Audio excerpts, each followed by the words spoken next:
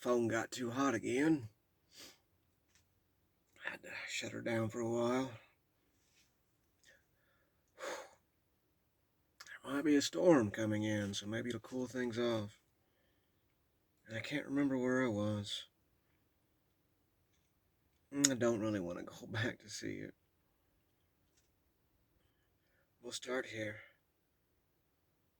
With each kiss, she would sigh and lean back a little more, till eventually she had all of her weight on him, and it felt like she was weightless, like she was flying. As he was wrapped around her, she actually felt safe. Safe.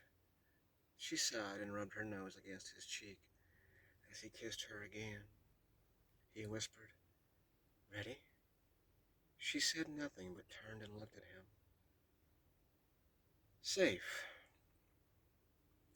Enjoying the flight, he kissed her lips, and when the heat began to rise in her, she sat up, grabbed the brush, red ink, and wrote, "You might have to teach me how to love again. You might have to show me how." She set the brush down. She leaned back into him, and he wrapped arms and legs around her again and waited for his words. Safe. 1,000 breaths, heartbeats, and kisses later, he grabbed the brush, black ink, and wrote, "I will touch your tender heart with patient, distant fingertips until you are ready for more." He sat in front of her, and she wrapped her legs and arms around him, squeezed tight, and rested her hand on his right shoulder. She stared at the canvas as she felt his heartbeat underneath her hands. The sweat that began to trickle down his back, his patience, the simple fact that she was holding him and he was leaning back into her like it was meant to be, like it fit.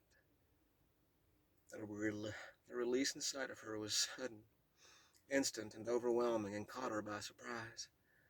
The feeling welcomed. She squeezed him tighter and stared at the canvas. "I can't yet," she said. "You."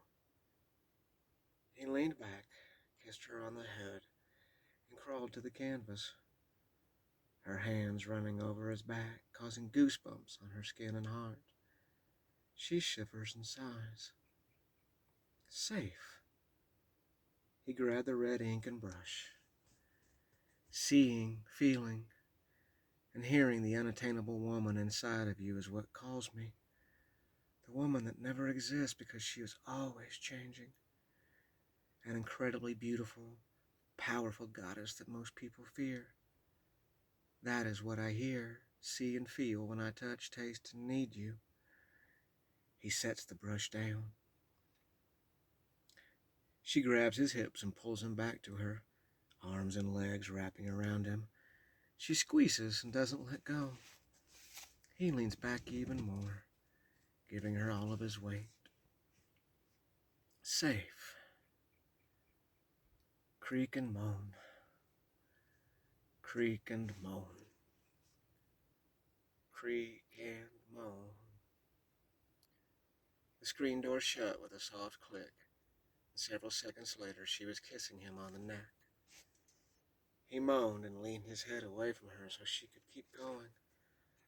With one more gentle kiss, she then bit his earlobe, giggled, and handed him his cup of coffee. She sat down on the swing next to him, kicked her legs over his, and they sat. The silence was wonderful, and they sat that way for quite some time.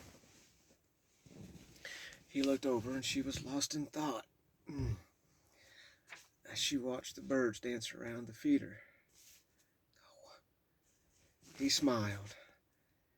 It felt like he hadn't smiled in a very long time. A smile without weight or burden. A smile that came from the fire inside of him and warmed his eyes and face. "Welcome back," she said when she caught him staring. "There is that smile that I fell in love with." She nudged him with her toe. "I knew it would be back eventually." He caressed her calf and sighed. My ocean. Leaning in, she whispered as she kissed his lips. My river. She grabbed the journal off his lap. Busy Baxon. Now this is interesting.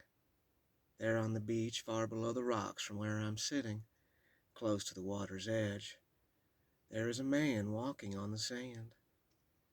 His head is down. His arms are down by his side. He is watching his feet with great focus, and each footstep seems so important to him that he takes his time with each one.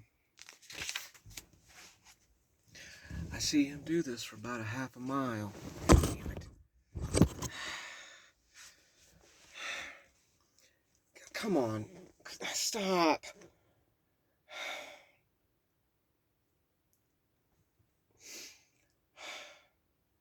God damn it, get out of my face! Motherfucker!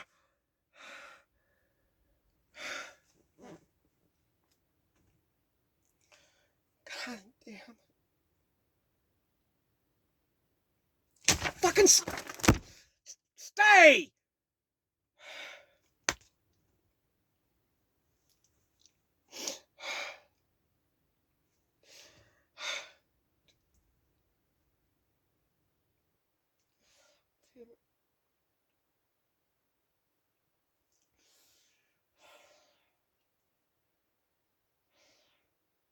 God damn it! Fly!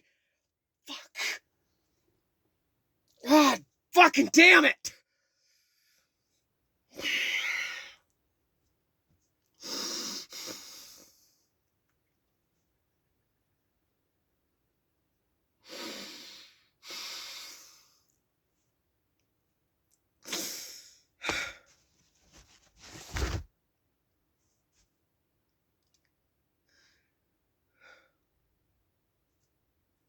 Fuck.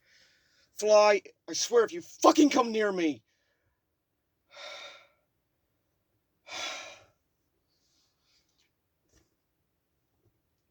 Fuck!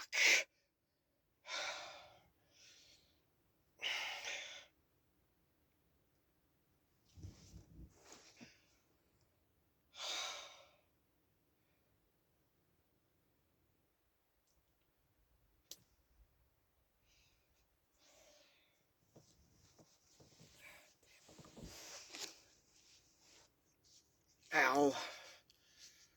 Hey, Danny, look what happens when you lose your temper.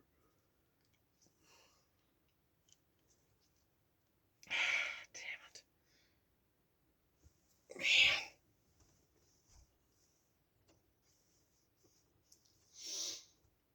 I am completely insane for doing this.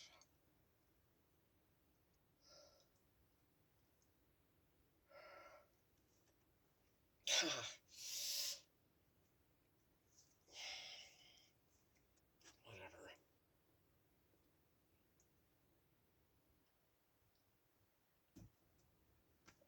I may have actually got that fly. Don't say that out loud. That storm comes in, it'll push all the fucking bugs down. You know you can't keep them out. Well, that hurt. God damn it. I'm never getting through this thing. I'm never gonna get through this thing.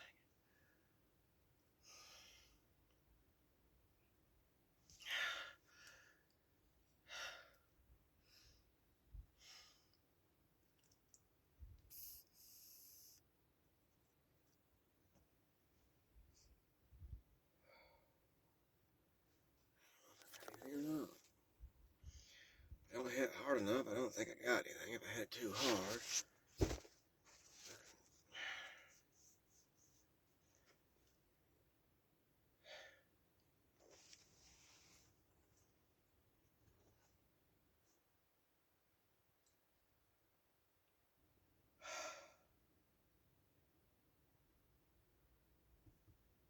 Oh, look. Flies back. I see him do this for about a half a mile. He never ever looks up. He never looks around, never doing anything but watching his feet as they are placed firmly in the sand. Safety in seeing where he is going, I guess. I can see the tracks he has left behind, and it leaves me wondering why. And then he stops, and he looks back. He looks at the imprints he has left in the sand, and he puts his hands on top of his head. He looks up at the sky, and I believe he lets out a deep sigh. He looks back down and traces his steps as the tide comes in and begins to wash them away. He spreads his arms wide for balance as he walks backwards on a tightrope of his thoughts. It seems to me like he is walking like a newborn bird waiting for flight, if the right wind would pick him up and give him a chance. She turns the page. Every time she tried to move on, every time she tried to let him go, every time she believed the distance she put between them would be enough, he would call to her soul, body and song. There was a place deep inside of her that he found and stayed. She did the same to him. A place they both feared and needed. Whatever it was he did to her, she would reach out for him. Just a little. Just enough to hopefully get her feelings under control. Every time she did, she would get lost. A river to ocean, and their waters became one. Every time she swam in their pleasure, there was an undertow to him, and that would carry her away. And that current scared her, and she would find her shore and run from him, saying never again. He was the one with the images. She was the one with the strength. He was the one with the words. She was the one with the silence. Opposites in almost every way. But opposites fill the gaps and make something whole. Perhaps a broken magnet that finally pulled itself together, if only for a moment before the force of that love shatters it again. She set the journal down and slid into his open arms. His fingertips found her lower back, and he kissed her head as he pulled the shirt up, just a little, just enough to feel her skin. And his fingertips started dancing over her back as he looked out and daydreamed. Creak and moan, creak and moan, creak and moan. He kissed her on the head and let his lips linger. Thank you, he said, kissing her head again. She sighed and snuggled into him more. He took a deep breath. The hard part is over. As you said, keep moving forward. Even if it is through a nightmare. Eventually you get to the good dream, she replied. I was so scared that when I got through the nightmare and back to a good dream, you would be gone. He pulled her closer to him, caressed his cheek against hers. I was so scared. He was silent for some time. When he spoke again, the words were backed by tears. I thank you. It was all he could get out. Always, love. Always. Come on. Jesus.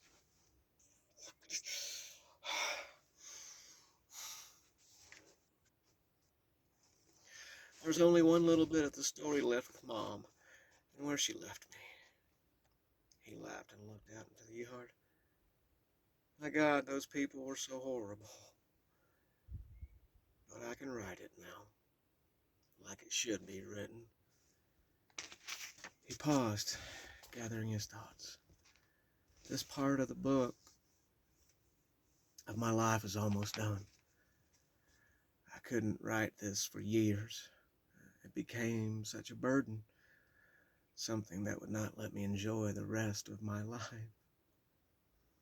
I wrote these stories out of anger, and that was wrong. I know that now.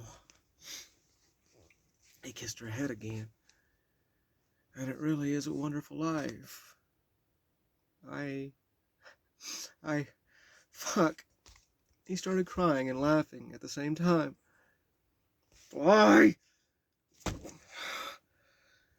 She leaned up, put her hand behind his head, and pulled him down. Shh. They sat in silence as the swing creaked and moaned, creaked and moaned, creaked and moaned. Oh, God. Okay. I can do this. The Crazy Craigs.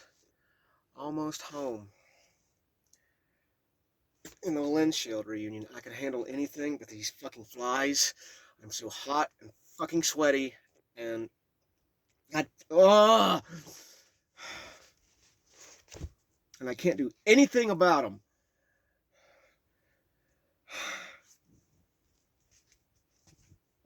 The Crazy Craigs, almost home, and the Lenshield reunion.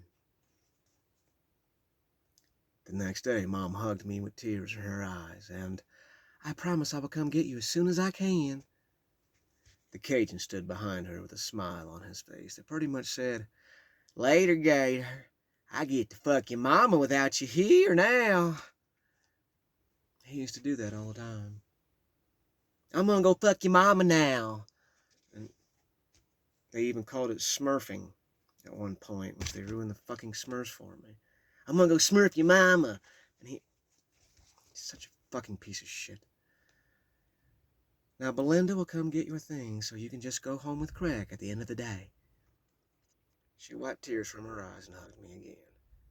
"I will be here for a few more days, then we are leaving. I will come say goodbye to you before we go." I bawled my eyes out and climbed onto a bus full of kids that hated me because I broke Billy Binky, no potential star quarterback's hand, and was going to a dirty home of angry people. Mom and I didn't know it all.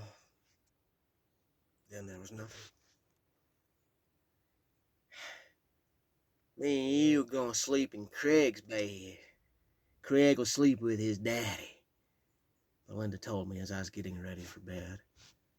I was not told why, and I just nodded. They could have stuck me in a hole, and I would have just fucking nodded. Kinda did stick me in a fucking hole.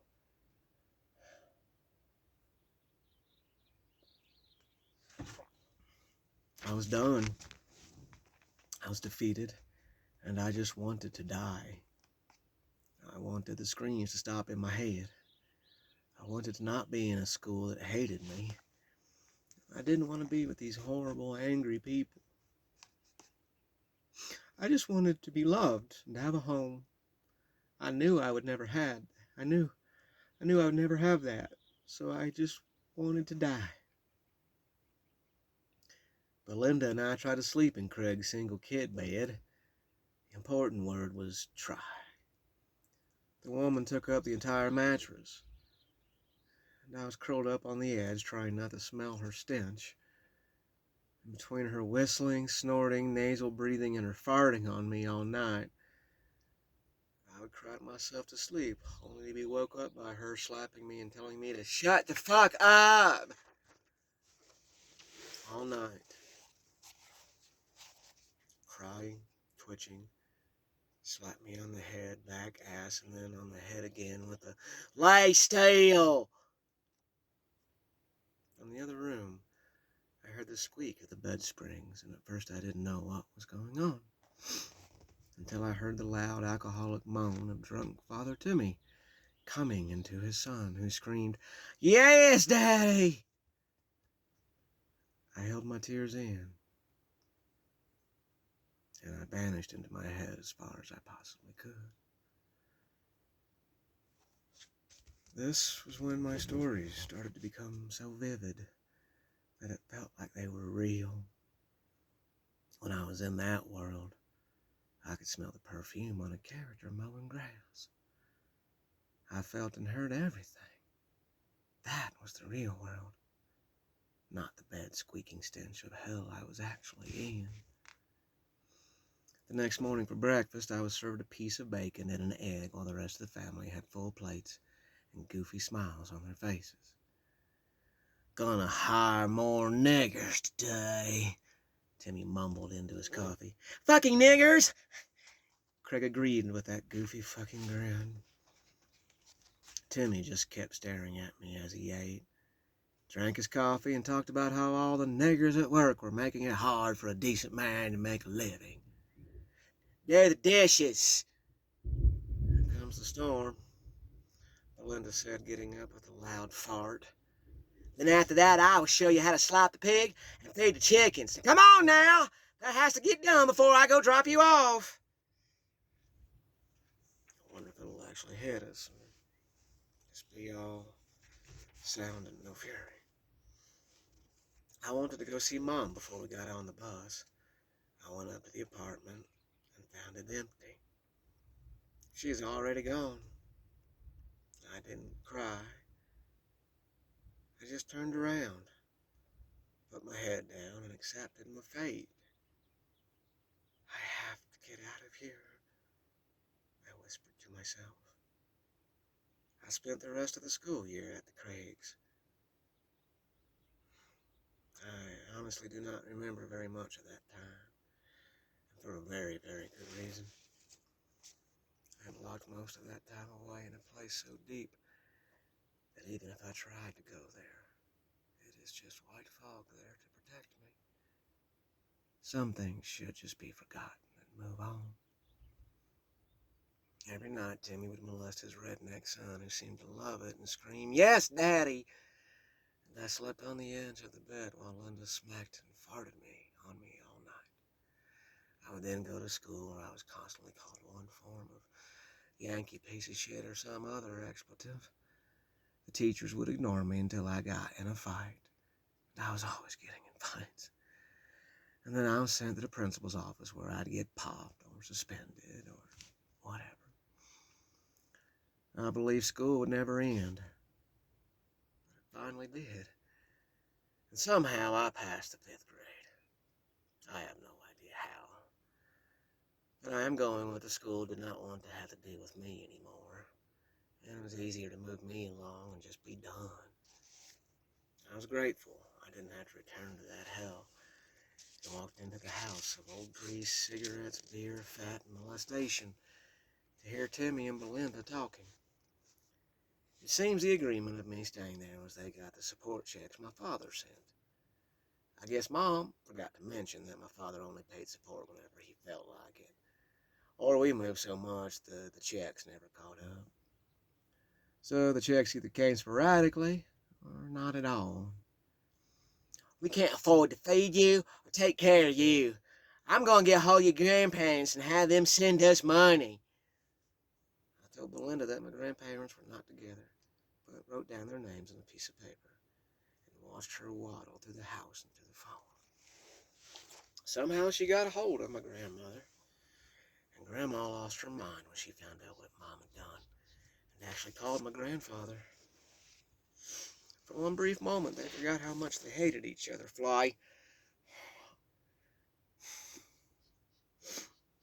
How much they hated each other, and bought me a plane ticket to return to Indiana.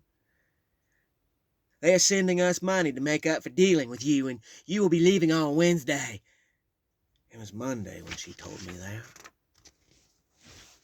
The fire that died in my heart and soul was suddenly reignited with fierce hope. I was going back to Indiana. I was going to actually have a home. I was going back to people that loved me and wouldn't hurt me. I was going to be safe.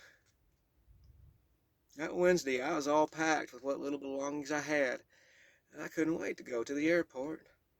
6 hours before I was supposed to leave, there was a knock on the door. I opened it to find Mom and the Cajun glaring at me. Mom was pissed, and I could see it in her face. "Get your shit," was all she said. Funny how things happen in life. The The night before, out of the blue, Mom called Grandma just to say hi. Emma screamed at about how horrible she was treating her child and how dare her leave him with a woman she didn't even know. I wasn't going back to Indiana. I was going with Mom and the Cajun. Then there was nothing.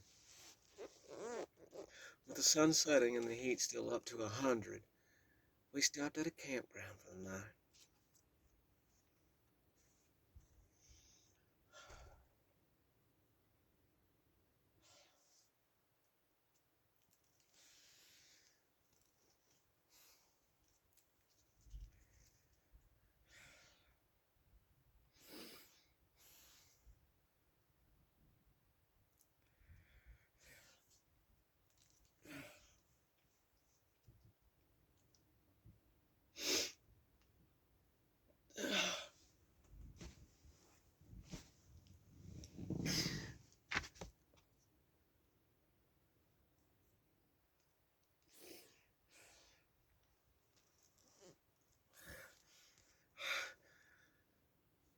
Here come all the bugs.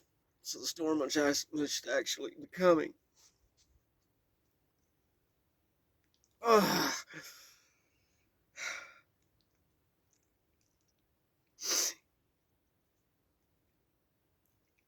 God.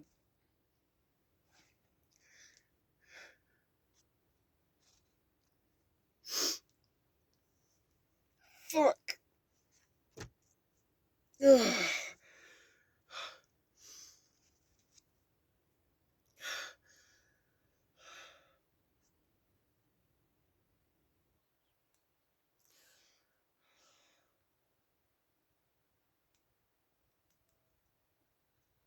I hear some coyotes. Sometimes they howl before the storms. It's pretty cool. I think it's coming in. It's pitch black behind me. That'll be nice. Blow all the bugs away for a while. Cool it off. Could definitely use it to cool off.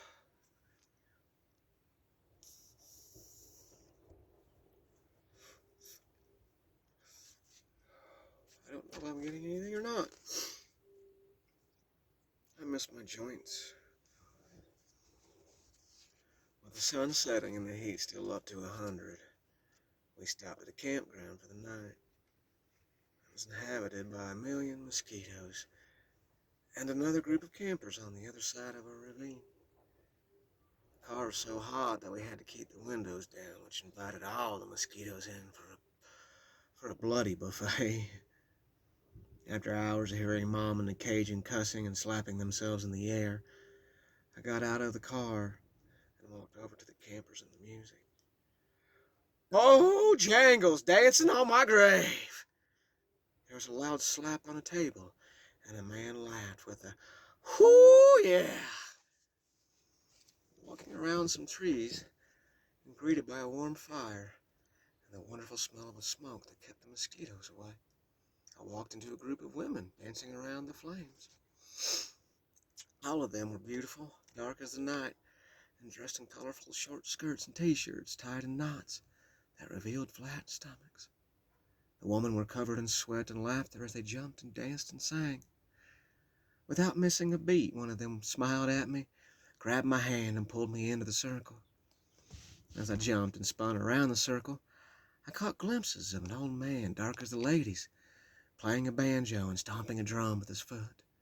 Another man slapped spoons on his knee while the man next to him sang in French and played an accordion like it was about to catch fire, and the only way to prevent that was to keep up, keep moving, and sing with his soul. I started clapping with the ladies and spinning around like a silly white boy and felt like Steve Martin in the movie The Jerk. "Po Jangles dancing on my grave," said the voice again. I looked over to the picnic table, saw a tall man, just as dark as the others, slap a domino onto the table and then sing, "Hoo, yeah!"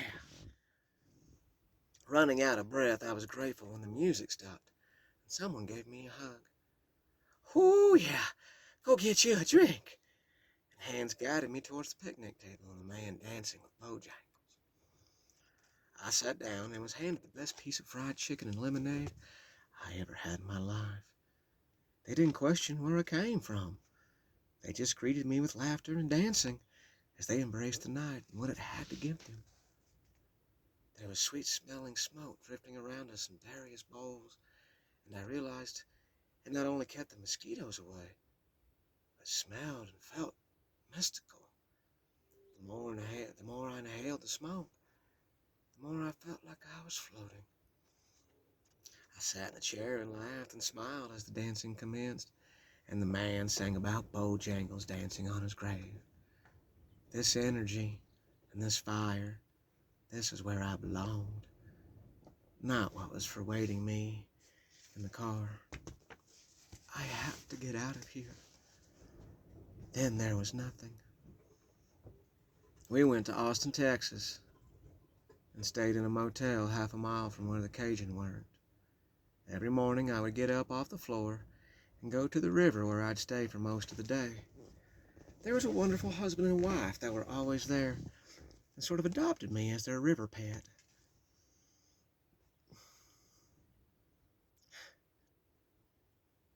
She always packed me a small lunch and gave me a kiss and a hug every time she saw me. In return, I would write her a story and a poem. The husband would tell me all of his fishing stories that involved massive whales that almost took him into the water. The wife would roll her eyes behind him when the stories got too wild and would send me into a giggling fit as he looked at both of us, wondering what the joke was. I would go back to the motel and the drinking and fighting, and then I'd fall asleep on the floor. Every day the fights progressively getting worse and more violent. I would pray for the sun and the chance to get out of that room. And this went on for weeks, and it looked like it was never going to end. After a rough night of fighting and listening to the Cajun lay in bed and tell Mom how much of a fuck she, me, and this fuck, you fuck, you fuck, you fuck, I just got up and went to the river.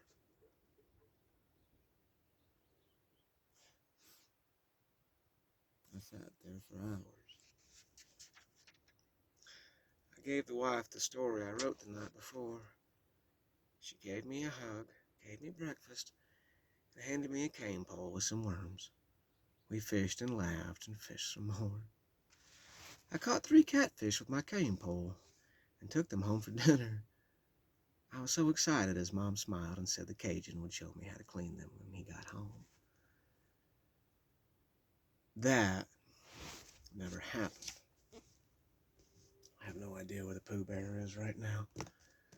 Probably buried in those blankets.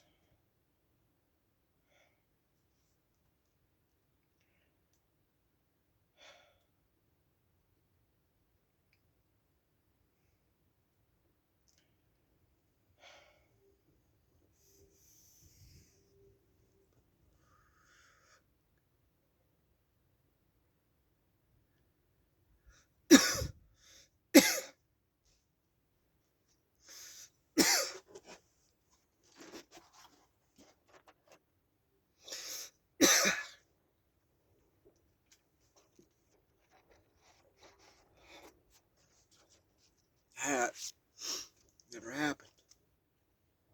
As, as the sun was setting, the Cajun stumbled into the apartment. He looked at the fish I caught and told me I had stolen them from some fisherman that had worked hard to catch them. I was so angry. I felt that white fog come rolling into my head, and I heard the screams in my head. And I leaned into the Cajun's face and very calmly said, "Bet me, you alcoholic piece of shit." Wrong move. The anger in the Cajun's face matched that of a volcano erupting. And he grabbed me by the throat and the hair, and he picked me up, shook me back and forth. screaming incoherent words. And then he threw me against the wall. I slid down the wall and to the floor. The world started to fade in and out as his pounding pain replaced the screams in my head. My body felt like it was going to sleep, and my hands and arms curled in on themselves again. I started to curl into a ball like I did at the junkyard apartment, and I couldn't stop it. It was like my body was just shutting down, so it didn't have to deal with what was coming. I was helpless as I watched through blurred vision the Cajun storm over and kick me in the gut. "Don't you touch my son!" I heard Mom scream. The Cajun was so focused on me, he didn't see Mom come up and hit him with the motel's heavy ashtray. His head split open and blood splattered all over the wall.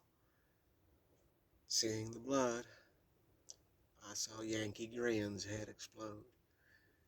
I couldn't do anything. My body wouldn't move.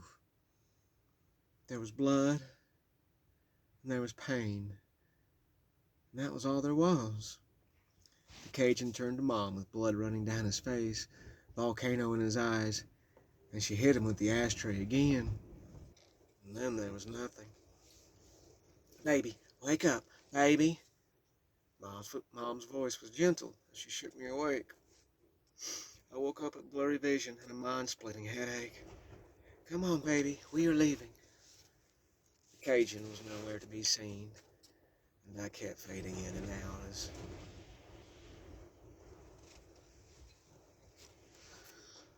might be a good story. And I kept fading in and out as Mom gathered our things, and there was a knock on the door. The guy in the room next door was taking us to the bus depot, and for some reason, we were going to Las Vegas. And then there was nothing. "The Lindschilds!" I screamed on the bus. On the second day of being on the Greyhound, my headache and blurriness faded, and I was able to focus enough to realize what she was telling me. The Lindschilds had moved to Vegas, and Mom had somehow contacted them. We were heading to the family where all of this violence and chaos began. "Don't you yell at me like that!" Mom screamed, and I flinched. And realizing she was screaming at me, she took a deep breath and smiled. "Baby, it will be different this time. I promise. This will be a new start." I sat back and stared out the window. The Lindschilds. Well, I thought as I rubbed my throat, at least we were away from the Cajun. I didn't know how I was going to do it, but I knew I had to get away from Mom, or I was going to wind up dead, or just like the Lindschild kids. As usual, we arrived at the new place and Mom vanished with the parents. She got a job somewhere in a casino and spent her time and all the money she made giving it right back. Whenever she was around, I just ignored her, trying to figure out how to either run away or find a way out. Guilty from what happened at the hotel, she never said a word. Fading in and out of reality, I kept getting worse and worse. There were moments when I really had no idea what was real and what was an illusion. And that is a horrifying feeling to have. You don't know what to rely on, and everything feels like a threat. I was asleep on the floor and felt something slowly walking over my face. I opened my eyes to see long, hairy black legs walking over my eyes. Someone had put a tarantula on my face. I screamed, swiped the spider away, and smashed it with my fist. "Frankie!" Buck T screamed and jumped on my back. I bit down on his arm as he tried to pin me to the floor and put me in a chokehold. I bit so hard his blood squirted in my mouth, and I remembered Derek and the shitty boot, and everything went white again. I screamed, bit, punched, spit, clawed, anything I could do just to hurt Buck Teeth. When Dawn came in and pulled us apart, Buckteeth was just as bloody as I was, and the rest of the kids laughed at him. Ah, you got your ass kicked, Booty. I laughed and laughed as I licked blood off my lips. My nose bled and blood ran down into my eye. I stared at Buckteeth, daring him to do it again. He stared back, and for a brief moment I knew he saw the crazy in me. He knew what I was capable of now. I didn't win the fight, but I didn't lose either. I held my ground, and he would think twice before he did anything again. Just go fucking crazy. You have to get out of here. And then there was nothing. We were eating leftover bits of steak from the restaurant where Don worked when Buckteeth tried to take a piece of steak off Lenny's plate. Fucker! Lenny yelled and then threw his steak knife at Dink's chest. Dink, I think that was his real name. I'm mixing names here. It hit Buckteeth. It hit his chest with a thunk, then hit the floor. Are you fucking trying to kill me? Buckteeth screamed and dove on Lenny. Don got up, kicked Buckteeth off of Lenny, then proceeded to drop down on Lenny and pound his face to hamburger, screaming with every punch, You never, ever, ever fucking throw a knife at someone! I just watched this with emptiness inside of me, and that whisper over and over again. I have to get out of here. Then there was nothing. Mom came bouncing through the door, all happy, and hugged me. Guess who was coming out to live with us? From the look on her face, she didn't have to tell me. The Cajun. I could not wrap any thought around why in the fuck she was letting him back in our lives. The man picked me up by the throat and threw me across the room and kicked me. And she was taking him back. Everything grew quiet in my head. The screams, the voices, all of it. I was confident and knew exactly what I wanted. This one voice I had never heard before said from deep in my gut, and with absolute authority, Tell her you want to go visit your grandmother for the summer. Before I realized what I was doing, the words came out of my mouth, and I could see Mom working it out in her head. I would be gone. She wouldn't have to take care of me, and she and the Cajun could be together without him hating me. Are you sure? Was all she said.